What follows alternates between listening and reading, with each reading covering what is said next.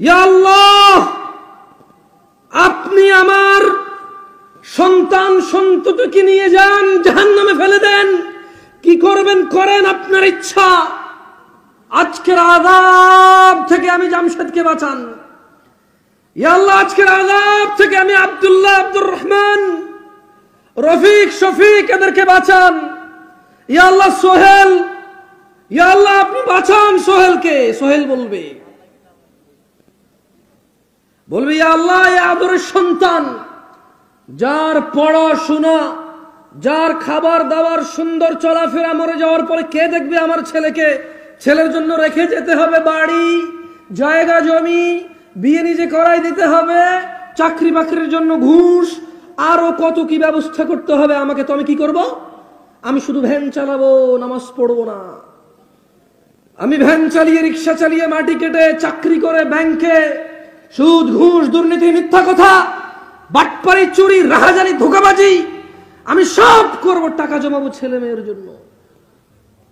যে বাপটা এমন সিদ্ধান্ত নিয়েছে, ওই বাপটা বলবে আল্লাহ আপনি পণ হিসেবে সন্তান কেনেন, কিন্তু আমাকে আপনি স্বস্তি দেন আজকের দিনে। আজকের এই শাস্তি থেকে আপনি আমার সন্তান সন্ততিকে পণ হিসেবে নিয়ে আমাকে মুক্তি দেন। ওয়াসাহিবাতিহি ওয়া আখি, আর বলবে ইয়া আল্লাহ, ইয়া আল্লাহ আপনি আমার স্ত্রীকেও নিয়ে নেন, আমার ভাইকেও নিয়ে নেন, আজকের দিনের আযাব থেকে আপনি আমাকে মাফ করে দেন। ওয়া ফাসিলাতিহি আল্লাতী তুই, আর তার পুরো জ্ঞাতি গোষ্ঠী যারা তাকে আশ্রয় দিত, সে তাদেরকেও দিয়ে দিতে চাইবে আল্লাহকে।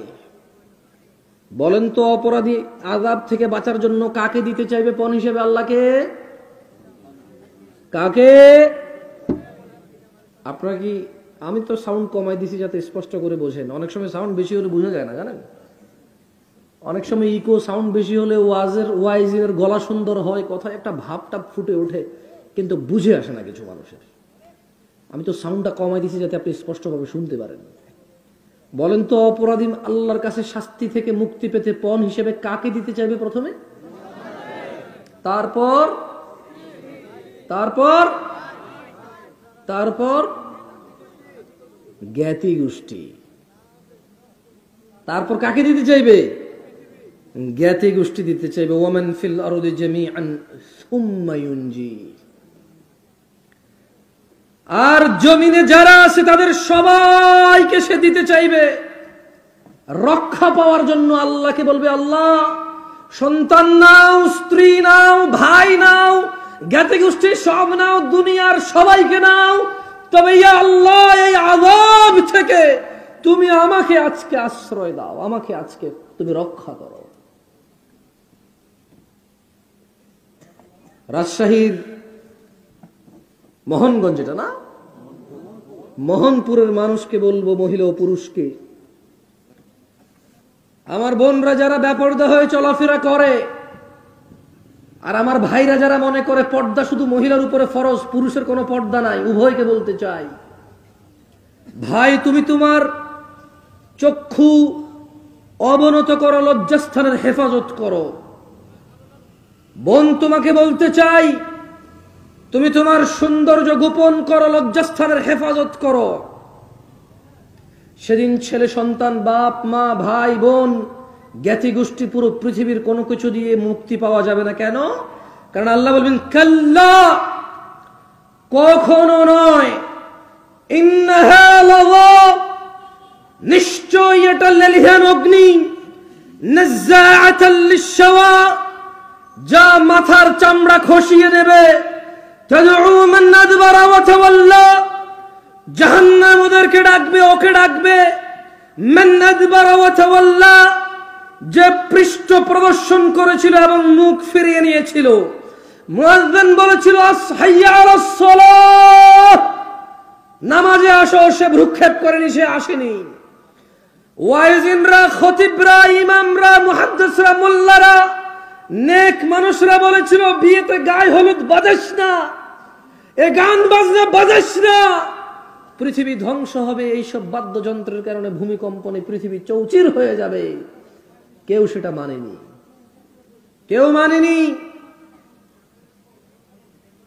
জেনা, ব্যভিচার, নেশা এমন এক রোগে পরিণত হয়েছে 3 বেলা ভাতের চাইতেও সহজ। মানুষ ভাত না খেয়ে একদিন থাকতে রাজি আছে, রোজা রাখবে, সিগারেট ছাড়তে রাজি নাই একদিনের জন্য। ইফতারের পরের খাদ্যটা তার সিগারেট হয়। তাদউ জাহান্নাম ডাকবে, মান আদবারা ওয়া তাওয়াল্লা, যে মুখ ফিরিয়ে নিয়েছে এবং পৃষ্ঠ প্রদর্শন করেছিল তাকে। ওয়া জামাআ ফাআওয়া, আর সম্পদ জমা করেছিল যে অতঃপর তা সংরক্ষণ করে রেখেছিল। কত মিসকিন ফকির, কত অসুস্থ মানুষ, কত দ্বীনি কাজ, কত আল্লাহর কাজ, কত আল্লাহর পথ, কত জায়গায় সম্পদের জন্য থেমে গিয়েছে, গতি কম হয়ে গেছে, বেগবান হতে এটা কত প্রবলেম করতে হয়, পোহাইতে হয়, কিন্তু সে তার সম্পদ রেখেছে এবং জমা করেছে। জাহান্নাম ডাকবে যে পৃষ্ঠ প্রদর্শন করে এবং মুখ ফিরিয়ে এনে যে সম্পদ জমা করে ও সংরক্ষণ করে রাখে। আল্লাহ আমাদেরকে বুঝার তৌফিক দান করুন। আমি যদি মোহনপুরের মানুষকে বলি, আসমান থেকে বৃষ্টি বর্ষণ করে কে? কে মায়ের গর্ভে পুত্র অথবা কন্যা সন্তান দান করে? অসুস্থকে সুস্থ করে কে? ওই মায়ের গর্ভের এটা কি মেয়ে হবে না ছেলে হবে সিদ্ধান্ত কে দেয়? ওই মেয়ে কার বান্দা? ছেলে কার বান্দা? সবাই কার ইবাদত করবে? তাহলে প্রশংসা কার? আলহামদুলিল্লাহ। ভাই দেখেন, আমি আপনাকে বলি, আমাকে বলা হয় যুবকদেরকে বলতে, মানে এমন এক প্রবলেম নিয়ে আমার কথা বলতে হয় যার কোনো সলিউশন আমি নিজের কাছেও নাই, আর তেমন কাউকে দেখি না বলতে। আচ্ছা দেখেন, যে জোয়ান বয়সে আল্লাহর জন্য সময় ব্যয় করবে, আল্লাহকে ভয় করে চলবে, আরশে আযিমে যখন কারো ছায়া থাকবে না আল্লাহর আরশের ছায়া ছাড়া, আল্লাহ ওখানে তাকে জায়গা দিবে। এই কথা যদি ওর পথ পরিবর্তন না হয়, আল্লাহর ভয় না আসে, আমি জামশেদ মজুমদার আর কি বলতে পারি যেটা ওকে চেঞ্জ করবে? আপনি বলেন, আপনি বলতে পারেন আমি ওরা কি বলতে পারি? আমাকে বলে জামশেদ ভাই জোয়ানদেরকে কিছু বলি, বা আমি জোয়ানদেরকে কি বলবো? আমি বলবো তুমি ভালো হও, ভালো হও, ভালো হও, কিন্তু আল্লাহ বলছে যে ইয়া আইয়ুহাল্লাযীনা আমানু আকিমিস সালাহ, হে তোমরা যারা ঈমান এনেছো তোমরা সালাত কায়েম করো। ইন্নাস সালাতা তানহা আনিল ফাহশাই ওয়াল মুনকার, নিশ্চয় নামাজ মানুষকে মন্দ কাজ, অশ্লীল কাজ থেকে বিরত করে, মানুষকে ফাহিশা থেকে কে বিরত করে? কে? ও তো নামাজ পড়ে না, আমি ওকে কিসের দাওয়াত দেব? আমাকে বলবো জুয়া খেলিও না, মদ খেও না, জেনা করিও না, ব্যভিচার করিও না, সুদ খেও না, ঘুষ খেও না, তো লাভ হবে না। ওকে যে আমল, যে ইবাদত ওকে এটা থেকে বিরত রাখবে, সে ওই ইবাদতের 5 পয়সার দাম দেনা, সপ্তাহে শুধু একবার জুমার নামাজ আসে। ওর কাছে নামাজ ফরজ হচ্ছে জুমার নামাজ। কোন নামাজ? ওর কাছে আর কোন নামাজ ফরজ না। আর রমজানের প্রথম দিন তারাউই, রমজানের প্রথম দিন তারাউই, আর ঈদের, রমাদানের ঈদ এবং কুরবানির ঈদের ওই ওই ওই ওইটুকু ওর কাছে ফরজ, আর কোনো কিছু ফরজ নাই।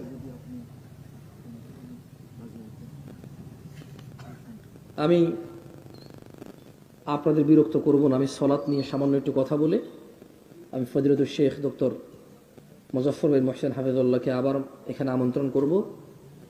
উনি আপনাদের বোঝে, এটা বাস্তব। 1998 সাল থেকে একজন মানুষ যদি এই জায়গায় আসে, সে আপনাদের ভাই ব্রাদার, ছেলে, কারো ছেলের মতো, কারো ভাই ভাই, কারো চাচা, মানে যে যেভাবে সম্বোধন করেন, সোজা কথা ইসলাম ভাই বলে। কি বলে? ভাই। উনি আপনাদের কালচার বোঝে, আপনারা ওনার কথা বোঝেন। উনি আপনাদেরকে যদি একটু কড়া করে বলে, এই ক্যামেরাম্যানগুলো যদি এখানে এটা ভিডিও করে ইউটিউবে ছাড়ে, কেউ কেউ বলবে উনি কেন এভাবে কথা বলে, কিন্তু আপনারা এটা বলবেন না, কারণ আপনাদের সাথে ওনার সম্পর্ক 26 বছরের। কয় বছরের? আমি দেখলাম যে একটা ছেলে আমাকে এখানে নিয়ে আসছিল, বেশ বড় হয়ে গেছে, আমাকে শেখে বললো যে আমি ওর নাম রাখছি। সুবহানাল্লাহ। তাহলে উনি যদি আপনাদেরকে ধমক দিয়ে বলে, শক্ত করে বলে, এটা কি উনি আপনাদের সংশোধনের জন্য শাসন করছে না ঘৃণা করছে? বলতে পারেন? একটা মানুষ যদি 26 বছর থেকে এখানে আসে দিনের কাজে, শাসন করার অধিকার পায় কিনা? পায়। কিন্তু এই যে ক্যামেরা, এগুলো যারা রেকর্ড হবে, এগুলো ছাড়লে বলবে যে উনি এভাবে কেন বলে, আমাদের কাছে তো কড়া মনে হয়। আরে ভাই, তুমি ক্যামেরায় শোন, উনি তোমাকে বলে নাই। তুমি কোথায় বসে কোথায় কি শুনতেছো, উনি তো তোমাকে বলেই নাই এটা। উনি তো এখানে যাদেরকে বলছে কারো খারাপ লাগে নাই। আমি কি ঠিক বুঝতে পারছি উস্তাদ? আমি ঠিক করতে পারছি না? আমরা জ্ঞান গর্ভ আলোচনা শুনবো, এবারে যেই করে যারটা আমাদের উপকার হবে, ঠিক না? আমরা ব্যক্তি বুঝি না, আমরা দিন বুঝি। কি বুঝি? যে বড় তার প্রাধান্য বেশি, যে বেশি জানে সে বেশি বলবে, যে কম জানে সে কম বলবে। এটাই হওয়া উচিত বক্তব্যের মাপকাঠি। আল্লাহ আমাদেরকে বুঝার তৌফিক দান করুন। عن أبي هريرة رضي الله عنه قال قال رسول الله صلى الله عليه وسلم আবু হুরায়রা রাদিয়াল্লাহু আনহু থেকে বর্ণিত, তিনি বলেন আল্লাহর নবী সাল্লাল্লাহু আলাইহি ওয়াসাল্লাম বলেছেন, কুল্লু উম্মতি ইয়াদখুলুনাল জান্নাহ, আমার সমস্ত উম্মত জান্নাতে যাবে, ইল্লা মান আবা, আবা ব্যতীত। ওনার কতজন উম্মত জান্নাতে যাবে?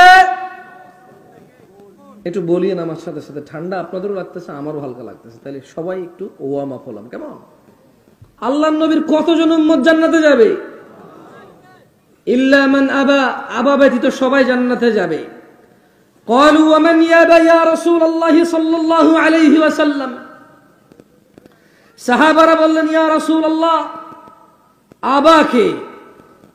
তিনি সাল্লাল্লাহু আলাইহি ওয়াসাল্লাম বললেন, মান আতাআনি, যে আমার অনুগত্য করে, দাখালাল জান্নাহ, ওয়া মান আসানি, যে আমার অবাধ্য হবে, যে আমায় অস্বীকার করবে, সেই হলেন কি? আবা। আমরা সবাই জান্নাতে যেতে চাই, আল্লাহ আমাদের কবুল করুন। তাহলে জান্নাতে যেতে হলে কি হতে হবে? আল্লাহর নবীর উম্মত হইতে হবে। আল্লাহর নবীর কি হইতে হবে? উম্মত হইতে হবে। আর আল্লাহর নবীর উম্মত হইতে হলে অনুসরণ কাকে করতে হবে? সাল্লাল্লাহু আলাইহি ওয়াসাল্লাম। সালাতের গুরুত্ব নিয়ে যদি আমি কথা বলি আপনাদের, এখানে আপনাদের যেটা বুঝতে পারতেছি, মাশাআল্লাহ, এই এলাকার মানুষের ঈমান আকীদা ভালো, পরিষ্কার পরিচ্ছন্ন, এটাতে কোনো সন্দেহ নাই। শিরক বিদআত থেকে আপনারা অনেকাংশে মুক্ত, আমি যেটা অনুভব করছি আপনাদের সামনে কথা বলে। তবে আপনাদেরও কিছু ভুল ধারণা ভাঙতে চাই। এই পৃথিবীতে শুধু মূর্তি পূজা করলেই শিরক হয় না। এই পৃথিবীতে শুধু মাজার পূজা করলেই শিরক হয় না। এই পৃথিবীতে শুধু আল্লাহ ব্যতীত অন্যের কাছে সন্তান চাইলে, অন্যের কাছে রিজিক চাইলে, সুস্থতা চাইলেই যে শিরক হয়, মানে এগুলো শিরক। কিন্তু শুধু এগুলো শিরক তা না। আপনি কোরআন ও সুন্নাহ যখন ভালো করে পর্যালোচনা করবেন, তখন আপনি দেখবেন নামাজ ত্যাগকেও কোনো কোনো অংশে শিরক বলেছে। বেনামাজি আমরা আছি কিনা একটা পরীক্ষা হয়ে যাক, দিবেন? তবে এই যে ক্যামেরাম্যান, তোমাদেরকে বলি, তোমাদের ক্যামেরা যেদিকে ঘুরানো আছে এদিকেই থাক, তোমরা কারো দিকে ঘুরাইও না, কেমন? ওকে? কারণ আমি চাই না কেউ অপমান হোক। আর আপনারা যেদিকে তাকায় আছেন ওইদিকে তাকিয়ে থাকেন, কেউ কারো দিকে তাকায় না, কেমন? ঠিক আছে? কারা কারা আজকে ঈশার নামাজ পড়েন নাই, মিথ্যা বলিয়েন না, গোপন করিয়েন না, হাত তোলেন। এটা শিক্ষণীয় বিষয়। ভাইয়া সবর, আমি বলি না যে পড়বেন না, আমি বলি যে পড়েন নাই কি, আমি বলি না যে কারা কোনোদিন পড়বেন না, এখান থেকে যাইয়া পড়বেন, আমি এরকম বলি নাই তো। ভাই শোনেন, বাংলাদেশের রাজধানী কোথায়? কি টাঙ্গাইল হয়ে ঢাকা নাকি শুধু ঢাকা? তারপর টাঙ্গাইল হয়ে ঢাকা বললে এটাকে বলার কি আছে? টাঙ্গাইল থাকবে, মধ্যখানে সিরাজগঞ্জ থাকবে, বহুত কিছু থাকবে, কিন্তু রাজধানী কোথায়? আমি ওইরকম জবাব চাই ভাই। কারা কারা এইসব পড়েন নাই আজকে? না না, আরো আছেন, শর্মায়েন না, বলেন না। আরে আছেন, থাক, কেউ কারোর দিকে তাকায়েন না। সুবহানাল্লাহ। এই তোমরা ক্যামেরা ঘুরো আমাদের দিকে। দেখছেন? দেখছেন? আপনারা নিশ্চিত যে আপনারা জান্নাতি। কেন জানেন? কারণ আপনারা শুনেছেন যে যে শিরিক করে না সে জান্নাতে যাবেই যাবে, রাইট অর রং? যার ভিতরে অনুপরিমাণ ঈমান আছে সে কোথায় যাবে? জান্নাতে যাবে। এটা আপনারা জানেন। যেহেতু আপনারা এটা জানেন, আমি ঈশা জিজ্ঞেস করছি, ফজর জিজ্ঞেস করি না, লজ্জা দিতে চাইলে আর বেশি। আচ্ছা শোনেন, ঈশাটা একটু বেশি হয়ে গেল না, একদম রিসেন্ট হয়ে গেল, ওই তো বললো যে যায় পড়বে, তাহলে ভিন্ন জায়গায় আসি। কি আপনারা কি লজ্জা পাচ্ছেন? আমি কি আপনাদের অপমান করতেছি? আমি ক্যামেরাম্যানদেরকে বলছি তোমরা কেউ ক্যামেরা ঘোরাবে না, ওকে? কেউ ভিডিও করেন না। এটা কারা কারা আজকের দিনে মাগরিব পড়েন নাই? আজকে, আগের গুলা বাদ, শুধু আজকে কারা কারা মাগরিব পড়েন না? হাত তুলেন একটু। বাকিরা গোপন করতেছেন আপনারা। এই কি এ হলো ওয়াজ শোনা মানুষদের অন্তর্ভুক্ত মানুষের অবস্থা। এবার যারা ওয়াজ শোনে না তাদের কি অবস্থা? এবার যারা ওয়াজ পছন্দ করে না তাদের কি অবস্থা? কথা বলছেন? এ হলো ওয়াজ শোনা মানুষের অবস্থা।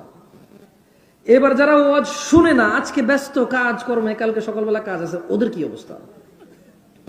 এবার যারা ওয়াজ পছন্দ করে না তাদের কি অবস্থা?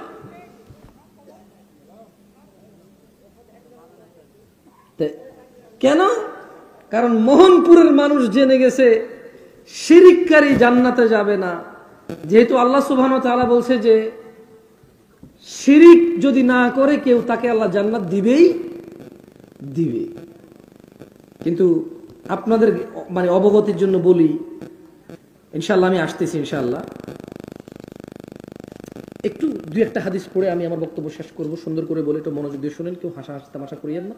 আপনারা অনেকেই দেখছি কথাবার্তা বলেন, কথা বলিয়েন না, কেমন? দেখেন, আন মুআয ইবনে জাবাল রাদিয়াল্লাহু আনহু قال, মুআয ইবনে জাবাল রাদিয়াল্লাহু আনহু থেকে বর্ণিত, তিনি বলেন, আচ্ছা মধ্যখানে একটু কথা বলে নেই, আমাকে বলছে যে যুবকদেরকে নিয়ে কথা বলতে, তোমরা কারা কারা 30 বছরের নিচে বয়স, আমি আবারও বলি যাদের বয়স 30-এর নিচে, তারা একটু আমাকে জবাব দিয়ে, আমি কিছু প্রশ্ন করবো, কেমন? সবাই মিলে জবাব দিও। গান শোনা হারাম নাকি হালাল? জিনা করা হারাম নাকি হালাল? সুদ খাওয়া হারাম নাকি হালাল? প্রেম করা হারাম নাকি হালাল? মারামারি হারাম নাকি হালাল? সব জানে, আমি আর কি বলবো? বলেন, আমি কি বলবো? কমিটি যে আমাকে বলছেন ওদেরকে বলতে, এমন কোন কথাটা আমি ওদেরকে বলবো যেটা ওরা জানে না? এখন ওদের মেনে নেওয়ার পালা। মেনে নেওয়ার কি? এখন ওদের মেনে নেওয়ার সময়। মুমিনরা কি জানেন?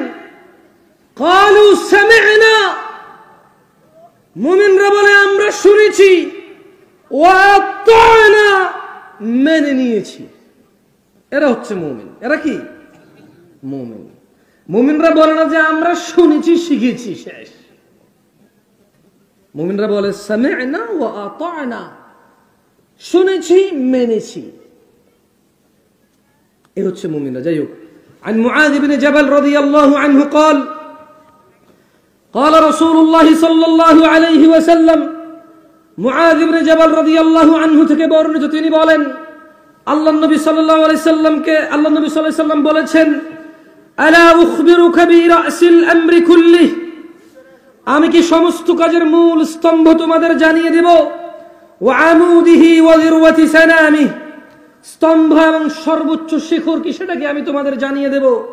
কুলতু বালা ইয়া রাসূলুল্লাহ সাল্লাল্লাহু আলাইহি ওয়াসাল্লাম, মুআয ইবনে জাবাল রাদিয়াল্লাহু আনহু বলল, হ্যাঁ আল্লাহর রাসূল, আপনি আমাকে জানিয়ে দিন সমস্ত কাজের মূল স্তম্ভ শিখর কি? তিনি সাল্লাল্লাহু আলাইহি সাল্লাম বললেন, রাসুল আমরি আল ইসলাম ওয়া আমুদুহু আস-সালাহ ওয়া যিরওয়াতু সানামিহি আল জিহাদ। তিনি নবী সাল্লাল্লাহু আলাইহি সাল্লাম বললেন, সকল কাজের মূল হচ্ছে ইসলাম, এবং ইসলামের স্তম্ভ হলো নামাজ, এবং সর্বোচ্চ শিখর হলো জিহাদ করা। সকল কাজের মূল কি? সকল কাজের মূল কি? আর ইসলামের স্তম্ভ কি? ইসলামের স্তম্ভ কি? যারা ঈশা পড়েনি, মাগরিব পড়েনি, আসর পড়েনি, জোহর পড়েনি, ফজর পড়বে না, তাদের স্তম্ভটা কোথায় আসলে ইসলামের? কিছু হারা গেছে ভাই? বিজ্ঞপ্তি দিব তাহলে কিছু বলিও না। তাদের স্তম্ভটা কোথায়? যারা নিজেকে মুমিন মনে করে, মুশরিক মনে করে না, সুন্নি মনে করে, মাওয়াহিদ মনে করে, বিদআতি মনে করে না, মুশরিক মুনাফিক মনে করে না, যদি সকল কাজের মূল ইসলাম হয় আর ওই ইসলামের স্তম্ভ যদি সলা হয়, যারা সলা আদায় করে না তাদের ইসলামের স্তম্ভটা কোথায়? সে তো মুসলমান, সে তো মুসলমান, তার খুঁটি কোথায়? খুঁটি সে কি আল্লাহর মতো কিছু একটা হয়ে গেছে যিনি খুঁটিবিহীন ওই আসমানকে আমাদের জন্য উদাহরণ উদ্ধৃতি স্থাপন করেছেন যে খুঁটিবিহীন আসমান? ও কি এরকম কেউ হয়ে গেছে যে খুঁটিবিহীন স্তম্ভবিহীন কিছু একটা রেখেছে? ও আল্লাহর মতো হয়ে গেল নাকি ও আবার ক্ষমতার দিক থেকে? যে কোন বলবে হয়ে যাও, বলবে হয়ে গেল, বলবে মুসলমান, মুসলমান হয়ে গেল, আর কিচ্ছু করা লাগবে না। শুনেন ভাই আমার, আপনারা হয়তো, আমি জানি না আমি কোন কথা বললে আপনাদের উপকার হবে, বছরে একবার আপনারা ওয়াজ শোনেন, মানে এইটা কতটুকু হেল্প করে আপনাদের আমি জানি না, ওয়াল্লাহ আমি জানি না। তাও একদম বিরক্তিকর সময় এসে ওয়াজ করতে, রাত 12টা বাজে, কার ভাল লাগে এই সময় কথা বলবো? আর বুঝছি আপনার ভাল লাগতেছে, এখন আমরা জোয়ান মুরব্বী আছে তো জায়গায়, বাপের হোটেলে খান তো তাই ভাল লাগতেছে, যে কালকে যে কাজ করে তার বাচ্চার জন্য ওই প্রসাদনী পরিবারের জন্য বাজার সাজার করতে হবে, সে জানে রাত 12টা কত সমস্যা তার। আপনার তো প্রবলেম না, আপনি এমনি লাইক কমেন্ট চাই না, ভালো লাগলে দিন প্রচারের স্বার্থে শেয়ার করবেন, সাবস্ক্রাইব করে পাশে থাকার চেষ্টা করবেন।